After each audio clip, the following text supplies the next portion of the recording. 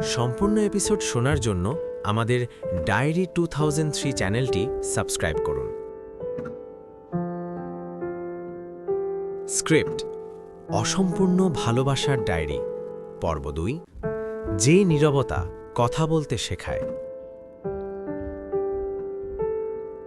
কিছু মানুষ হঠাৎ হারিয়ে যায় না, তারা আগে ধীরে ধীরে চুপ হয়ে যায়। নীরার চলে যাওয়ার পর ঢাকা শহরটা অর্ণবের কাছে আস্তে আস্তে বদলে যেতে শুরু করল। একই রাস্তা, একই ভিড়, কিন্তু শব্দগুলো যেন আর আগের মতো কানে পৌঁছত না। নীলক্ষেতের সেই পুরনো বইয়ের দোকানটা আজও দাঁড়িয়ে আছে, কিন্তু তাকের ফাঁকে ফাঁকে অর্ণব এখন আর শুধু বই খোঁজে না, সে খোঁজে একটা অনুপস্থিত মুখ। ক্যামেরাটা সে আগের মতোই কাঁধে বয়ে বেড়ায়, কিন্তু ছবি তোলার ইচ্ছেটা কোথায় যেন আটকে গেছে। কারণ যে আকাশটা নীরা দেখত, সেই আকাশের রং অর্ণব একা আর ধরতে পারে না।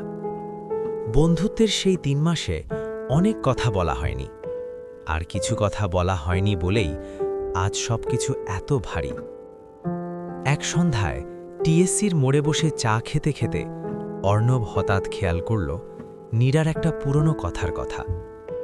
নীরা, ইকো এফেক্ট, স্মৃতির মতো।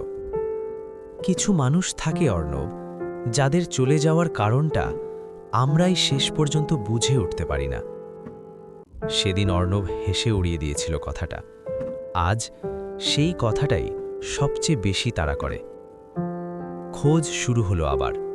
ফোন নম্বর বন্ধ, সোশ্যাল মিডিয়া নিষ্ক্রিয়।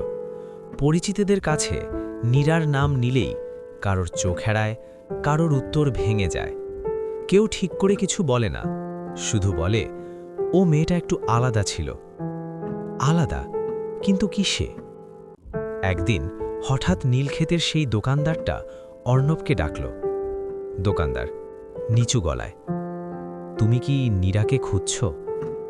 অর্ণব থমকে গেল। এই প্রথম কেউ নীরার নামটা এত স্বাভাবিকভাবে নিল। দোকানদার আবার বলল, ও শেষ দিন একটা ডায়েরি রেখে গিয়েছিল, বলেছিল যদি কোনোদিন ওই ছেলেটা আসে তাকে দিয়ে দিও। অর্ণবের বুকের ভেতর কিছু একটা চুপচাপ ভেঙে পড়ল।